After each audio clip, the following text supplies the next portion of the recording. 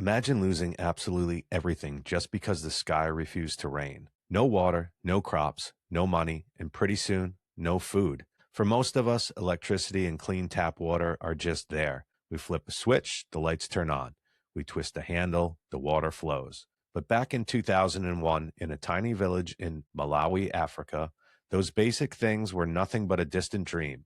This is the completely true story of William Kamkwamba. He was only 14 years old when severe starvation knocked on his family's door. He had zero money, no resources, and couldn't even go to school. But he had a sharp brain, a local scrapyard, and a wild idea that would completely change his whole world. William grew up in a village called Windmill. His family were farmers, totally dependent on the seasonal rains to grow food. But that year, the weather just wouldn't cooperate. The drought was brutal. Within months, the fields turned to dust, and a massive famine gripped the entire country. People were starving.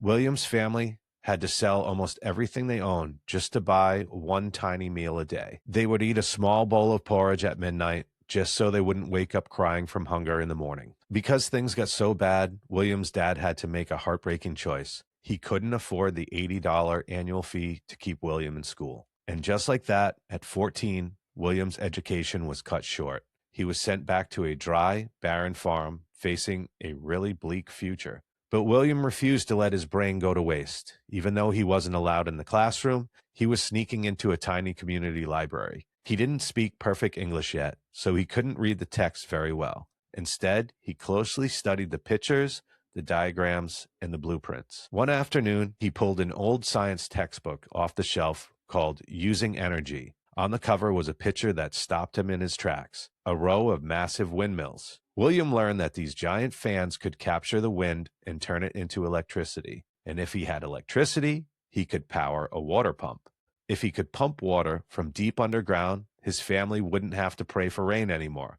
They could grow food all year long. William looked out the library window, saw the trees swaying, and had a massive realization. His village didn't have food, and it didn't have money, but it had plenty of wind. The only problem was William had absolutely no money to buy parts. So he went hunting in the only place he could, the local trash dump. Day after day, in the scorching sun, William dug through mountains of garbage, collecting pieces that looked totally useless to everyone else. His neighbors watched him carry home chunks of rusted metal and old plastic, and they started whispering about it. Some laughed at him. They straight up called him a misala, the local word for a madman. Even his own mother worried he was losing his mind to hunger. But William wasn't crazy. He was calculating. Where everyone else saw a pile of worthless junk, his gut told him there was a miracle just waiting to be built. Without a single proper tool, using only a hot nail to melt plastic and a makeshift hammer, he built a shaky 16-foot tower out of rough wooden logs. He used a broken bicycle frame for the gears, melted old PVC pipes over an open fire to flatten them out into fan blades, and rigged up a rusty tractor fan and an old car battery. Well, the day finally came to test it out. A crowd of about a dozen villagers gathered at the bottom of the tower. They really hadn't come to cheer him on. They had come to watch the mad boy fail. William, with his hands covered in grease and blisters, climbed up to the top of his tower. His heart was hammering against his ribs. He looked down at the skeptical, smirking faces of his neighbors. He took a deep breath, and he unchained the plastic blades. At first, nothing happened. The blades just wobbled a little bit. But then, a powerful gust of wind swept across the plains. The PVC blades caught the air, and they started to spin.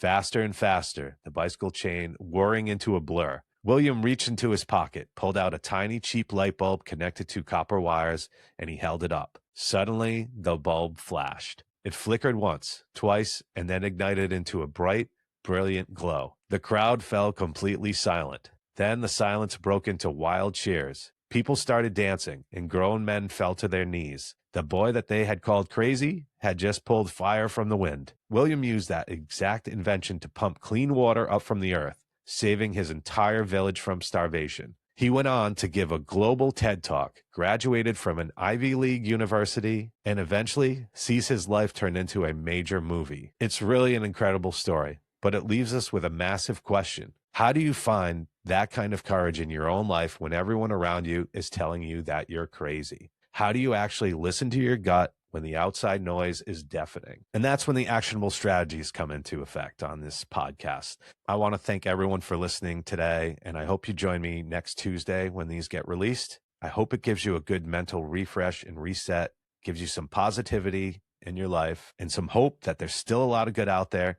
You just got to look for it. So please subscribe, share, comment, do all those good things to help this move forward. I'm helping my brain, and hopefully I'm helping out yours too. So here's your strategy to protect your own vision. It's a simple, actionable rule. Let's call it the 48-hour incubation. So whenever you get a strong gut instinct, a creative project idea, or a new direction you want to take in your life, commit yourself to a 48-hour media and social silence on that topic. Don't post about it online.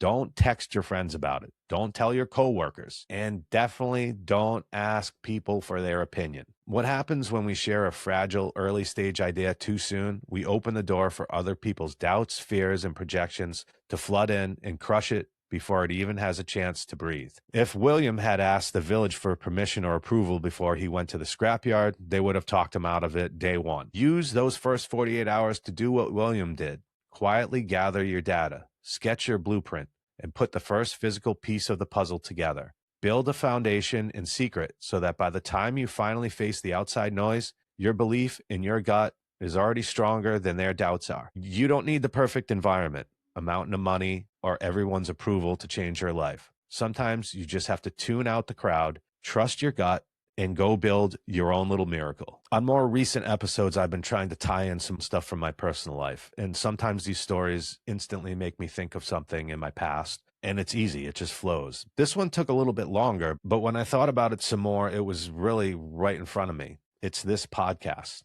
This was something I had incubating in my head for a while. I didn't tell anyone, even my wife, who I tell everything. I needed to think things through more, work through some of the questions I had for myself. But I just had this real gut feeling that this was something I needed to do, if not only for myself, but as a way to try to help others too. So skip ahead a few weeks, and one night on my couch, I'm feverishly doing stuff on my phone. Then my wife looks over and says, "What are you doing?"